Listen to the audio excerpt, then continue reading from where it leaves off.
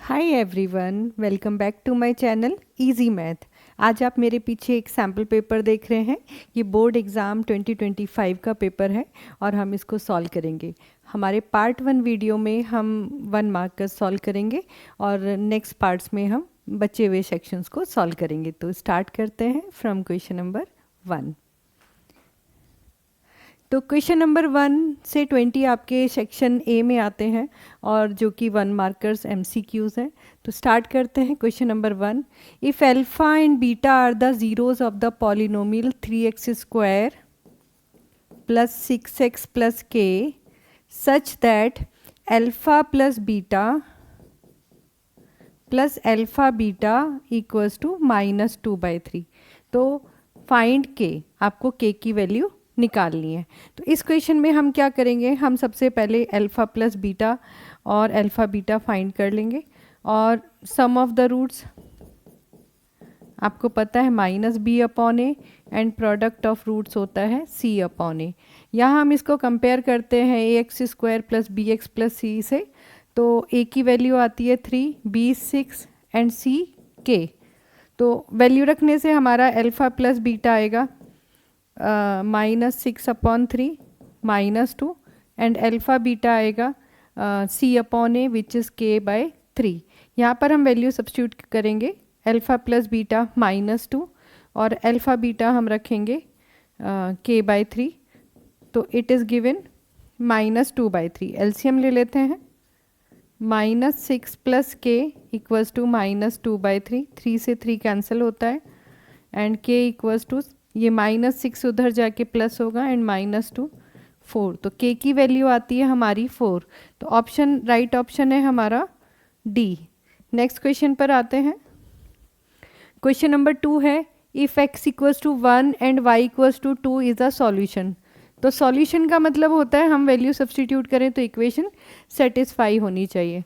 Of the pair of the equation 2x minus 3y plus a equals to 0 and 2x plus 3y minus b equals to 0, then हमें ये relations find करने जो चारों option में दिए हैं। तो सबसे पहले हम x equals to 1 and y equals to 2 equation number 1 में सेटिस्फाई करेंगे। तो 2 इंटू एक्स की जगह 1 रखते हैं, -3 into 2 plus a equals to 0। तो 2 - 6 प्लस a इक्वल्स टू 0, यहाँ से a की वैल्यू आती है 4। अब सेकेंड इक्वेशन में हम वैल्यू रखते हैं x1 एंड y2। तो 2 1 ज़ा 2, y को 2 रखेंगे, 3 2 ज़ा 6 माइनस b इक्वल्स टू 0। यहाँ से 8 माइनस b इक्वल्स टू 0। तो b आता है आपका 8। तो आप देख रहे हो b equals to twice of a। तो हमारा ऑप्शन नंबर होगा b equals to twice of a। Option b is the right answer. Next question. The midpoint of the line segment joining the points P -4, 5 and Q 4, 6। तो ये दो points दिए, इनका mid point lies on x axis y axis origin neither x nor y। तो हम check करेंगे उसके लिए मिड पॉइंट का फॉर्मूला आपका है x1 plus x2/2 and y1 plus y2/2। तो हम मिड पॉइंट निकालते हैं, -4 + 4 विच 0 एंड 5 + 6 11/2। तो आप देखो हमारा x कोऑर्डिनेट 0 आ रहा है। x कोऑर्डिनेट 0 कब होता है, जब पॉइंट y एक्सिस पे होता है। तो राइट ऑप्शन है हमारा B।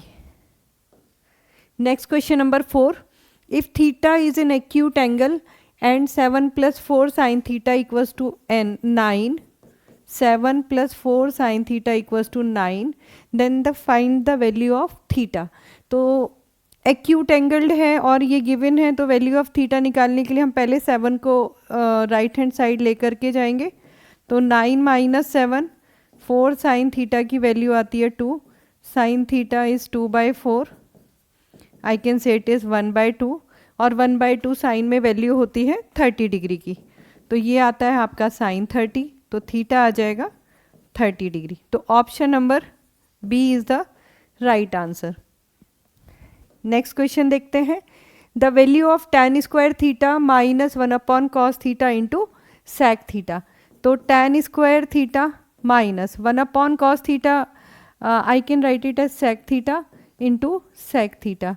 तो ये बनेगा tan square theta minus sec square theta, और आइडेंटिटी होती है sec square theta minus tan square theta equals to 1। तो यहाँ पर आपका माइनस कॉमन लेने से आएगा,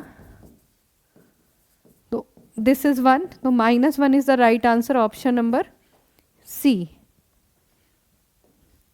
next question number 6, if HCF of 98 and 28, तो HCF है 98 and 28, it is given M, and LCM of 98 and 28 is given n, then you have to find n minus 7m। तो सबसे पहले हम HCF निकालेंगे। HCF निकालने के लिए हम प्राइम फैक्टर मेथड ही यूज़ कर लेते हैं। 98 28, तो हम 2 से डिवाइड करें तो 2 4 ज़ा 8, 2 9 ज़ा 18 और 14, और 7 से डिवाइड करेंगे।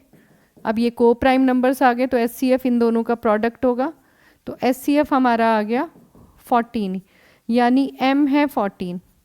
अब LCM अगर हम निकालेंगे तो को प्राइम नंबर्स को भी मल्टीप्लाई करना पड़ेगा, दैट मीन्स 14 इंटू 14, और वो हो जाएगा हमारा 14 into 14 196, that means n value is 196। अब हम इस रिलेशन में सब्सटीट्यूट करेंगे, n minus 196 minus 7 into m is 14, इसमें रखेंगे n, तो हमारा आएगा 196 माइनस 98, तो इट इज़ 98। तो 98 आपका ऑप्शन नंबर सी होता है, तो इसका आंसर है सी। नेक्स्ट क्वेश्चन है, the tangents drawn at the extremities of the diameter of the circle are always. तो ये हम पढ़ चुके हैं अपनी एनसीईआरटी में, एक्सट्रीमिटीज़ होते हैं आपके डायमीटर के पॉइंट्स, और हम इससे अगर दो टेंजेंट्स पास करते हैं तो वो ऑलवेज क्या होती है, पैरेलल। वाई? बिकॉज रेडियस हमेशा 90 डिग्री एंगल बनाती है टेंजेंट के साथ, तो हमारे एंगल सम अगर 180 होता है तो लाइन्स आर पैरेलल। तो हमारा option number A is the right answer. Next question number 8, in triangles ABC and DEF angle B equals to E। तो आप देखो आपके पास दो ट्राइंगल दिए हैं, ABC एंड DEF, तो B equals to E and F equals to C, तो दो एंगल इक्वल हो गए हैं, and AB equals to 3DE और ये AB इक्वल्स टू 3DE। तो हम देखेंगे टू एंगल्स आर सेम, तो सिमिलर ट्राइंगल्स हैं। ऑप्शन आपके पास है congruent but not similar, congruent as well as similar, neither congruent nor similar, similar but not congruent. तो हम देखेंगे because sides are not equal, दे तो ये कॉन्ग्रेंट तो नहीं है, बट एंगल दो आपके सेम होने से सिमिलर होता है, तो similar but not congruent is the right answer. So option number D. Next question, question number 9, if -1 power n plus -1 power 8 equals to 0। तो 0 कब होता है? 0 होता है जब माइनस और प्लस सेम नंबर ऐड होते हैं। तो हम यहाँ से देखें इवन पावर है तो ये तो +1 आएगा, दैट मीन्स इसको -1 आना चाहिए तभी ये 0 होगा। और -1 ये कब आएगा? जब n वैल्यू आपकी क्या हो जाए, ऑड नंबर्स पे नेगेटिव साइन नेगेटिव ही रहता है, तो हम कहेंगे option number C, any odd number. Question number 10, two polynomials are shown in the graph below, the number of distinct zeros of both the polynomials is. तो आप अगर पहले पॉलिनोमियल में देखें तो दो डिस्टिंक्ट रूट्स आ रहे हैं जहाँ पर एक्स एक्सिस को काट रहा है, फर्स्ट वाला, तो यही दो बनेंगे, और सेकंड वाला भी आपका इन्हीं दो पॉइंट्स पे कट कर रहा है। तो डिस्टिंक्ट की बात कहें तो हमारा आंसर आएगा 2, तो option number C is the right option. Next question number 11, if the sum of first m terms of AP is 2m square plus 3m then its second term is. तो सबसे पहले हमें गिवन है SM equals to 2m square plus 3m। अब इससे मैं S1 निकालती हूँ, S1 actually equals to term 1 होता है, ठीक है, बिकॉज फर्स्ट टर्म का सम तो फर्स्ट टर्म ही होगा। अब हम इसमें S1 निकालेंगे तो m की जगह पर 1 रखते हैं, तो इट इज़ 2 + 3 = 5, तो टर्म 1 मेरी आ जाती है 5। अब मैं इसमें से S2 निकालूंगी, और S2 क्या होगा, S2 एक्चुअली में T1 + T2 को कहते हैं, दो टर्म्स का सम, तो S2। अब S2 के लिए हम इसमें m की जगह पर 2 रखेंगे, तो यहाँ पर आएगा 4 × 2 = 8 + 3 × 2 = 6 एंड इट इज़ 14। तो S2 - S1 करने से क्या होगा, T1 + T2 - T1। तो आप देखो माइनस करने से हमें मिल जाएगी T2 टर्म। तो S2 - S1 कितना है, S2 है मेरा 14 और S1 आया 5, तो T2 मेरी आती है 9। तो second term is 9, option number B is the right answer. Next आता है हमारा mode and mean of a data are. तो आपका मोड गिवन है 15x and mean also is given 18x respectively, then the median of the data is. तो median आपसे पूछा है, मीडियन आप कैसे निकालोगे, तो आप देखो अगर मैं लिखती हूँ ना मीन मीडियन मोड, तो आप एक रूल याद रखो 2 3 1। तो 2 कैसे आता है, 3 - 1 से, तो हमेशा मीन मीडियन मोड लिख के आप 2 3 1 लगाओ तो आपका फॉर्मूला आ जाएगा। अब आपको गिवन क्या है, आपसे पूछा क्या, आपसे मीडियन पूछा है, तो 18 × 2 = 36x आता है, और ये है हमारा 3 मीडियन, और मोड हमें गिवन है 15x। मोड को हम उधर लेके जाएंगे तो ऐड हो जाएगा 36 में, तो 3 मीडियन आ जाएगा 36 + 15, 36 + 15 विल बी 51x। तो मीडियन हमारा आएगा 51 / 3, तो 17x। तो हमारा आंसर होगा 17x, option number C. Question number 13, a card is selected at random from a deck of 52 playing cards. The probability of it being a red face card. तो red face card, पहली बात तो हमारे पास 52 cards में से 26 हमारे black होते हैं और 26 हमारे रेड होते हैं, और टोटल फेस कार्ड्स हमारे पास होते हैं 12। टोटल फेस कार्ड्स कितने होते हैं, 12। तो रेड मतलब हाफ, तो रेड फेस कार्ड्स होंगे हमारे पास 6। तो probability of red face card क्या होगी, हमारी होगी 6/52, यू कैन से 3/26। तो हमारा आंसर आता है डी, तो will go with the D option. Next question number 14, which of the following is a rational number between √3 and √5। तो हम ऑप्शन ए देखें तो 1.414, बट √3 होता है 1.732, और √5 की वैल्यू भी होती है 2.234 समथिंग अराउंड। तो हमारा ऑप्शन पाई, अगर मैं ए ऑप्शन को देखूँ तो 1.414 तो लेस हो रहा है √3 से, ऑप्शन नंबर ए तो हमारा रॉन्ग हो गया। एंड सी ऑप्शन पाई है, तो पाई की वैल्यू ऑलमोस्ट 3.14 जो कि √5 से भी बाहर जा रही है, तो हमारा सी ऑप्शन भी नहीं होगा। और 1.857 ऑप्शन नंबर डी है हमारा 1.857, तो हम जाएंगे विद ऑप्शन नंबर डी, क्योंकि बी की वैल्यू भी हमारी 2.3 समथिंग हो रही है, तो हमारा बी ऑप्शन भी नहीं होगा, तो हम जाएंगे ऑप्शन नंबर डी के साथ। Option number D is the right answer because it is more than 1.7 and less than 2.2। Next question है, if a sector of a circle has an area 40 pi units and the central angle is 72 degree, then the radius of the circle is. तो area of sector आपका क्या आता है, area of sector formula है θ/360 into πr²। तो आपको area of sector is given 40 पाई और यहाँ से थीटा आपको गिवन है 72 डिग्री, तो थीटा की वैल्यू भी मैं रख लेती हूँ इसमें।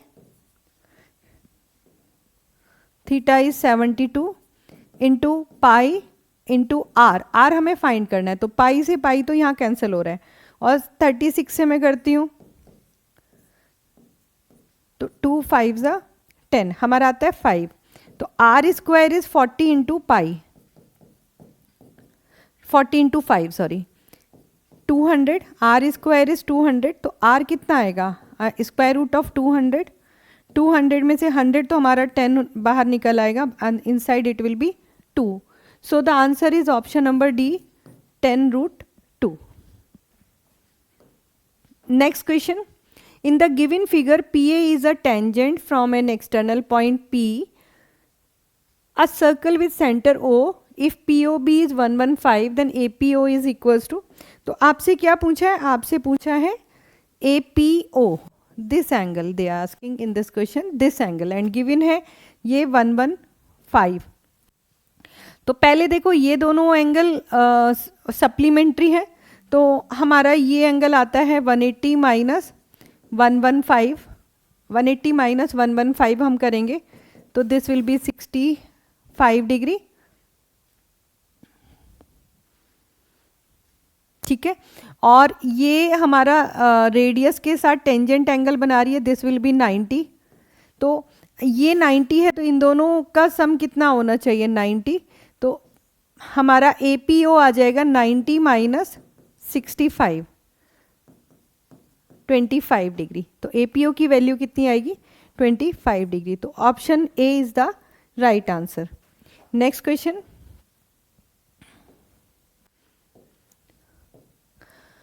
a kite is flying at a height of 150 meter from the ground, it is attached to a string inclined at an angle of 30 degree to the horizontal, the length of the string, तो जब हम kite लेंगे तो ये आपकी string length है और यहाँ पर आपकी काइट है, एंगल ये बना रही है ग्राउंड के साथ 30 डिग्री एंड हाइट है काइट की 150 मीटर। तो लेंथ और परपेंडिकुलर में रिलेशनशिप हम साइन से ले लेते हैं, तो साइन 30 की वैल्यू आ जाएगी 150 upon l, sine 30 1/2 150 upon l, तो एल आ जाता है मेरा 300 मीटर, तो 300 metre option number B. Next question number 18, a piece of wire 20 centimetre long is bent into the form of an arc of a circle of radius 60 upon pi. The angle subtended by the arc at the center of the circle. तो देखो ये 20 centimetre long से हमने एक length arc length बनाया है circle का, और उसकी लेंथ है वायर लेंथ है 20 सेंटीमीटर, ये हमारे पास 20 सेंटीमीटर वायर लेंथ है, इससे हमने एक सर्कल की आर्क ली है और उस सर्कल की radius is also given 60 upon pi. तो आपसे पूछा है ये वाला एंगल थीटा, तो लेंथ ऑफ आर्क क्या होती है, लेंथ ऑफ आर्क होती है, length of arc is theta upon 360 into 2 pi r. Value रखते हैं, length of arc is given 20, theta हमें निकालना है अपॉन 360 इंटू 2 इंटू पाई, और आर इज 60 अपॉन पाई।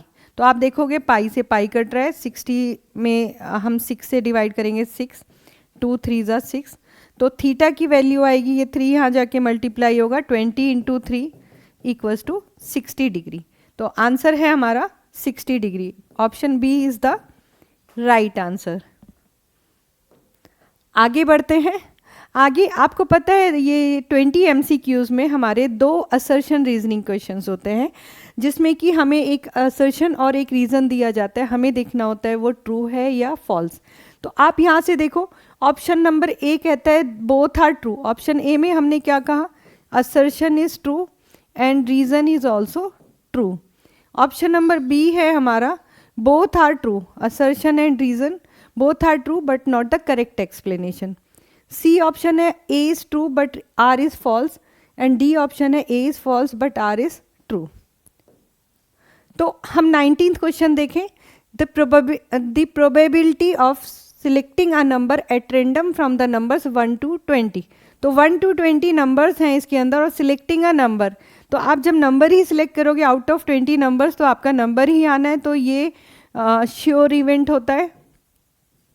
और श्योर इवेंट की प्रोबेबिलिटी हमेशा क्या होती है, 1। तो असर्शन आपका क्या होता है, असर्शन आपका हो रहा है ट्रू।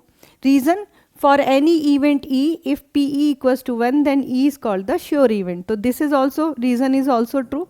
तो हम कहेंगे option number A is the right। if 20 number question है, if we join two hemisphere of the same radius along their basis, तो एक हेमीस्फेयर ये और दूसरा ये, अगर हम इनको बेसिस से ज्वाइन करते हैं तो एक्चुअली एक स्फीयर बनता है।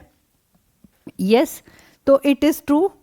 and total surface area of sphere of radius r is 3 pi r square। this is false। why? because इसका total surface area होता है 4 pi r square। तो इस तरीके से हमने total 20 questions 1 मार्कर्स ख़त्म किए हैं और सेक्शन बी हम अपनी नेक्स्ट पार्ट 2 वीडियो में कवर करेंगे। Thank you so much.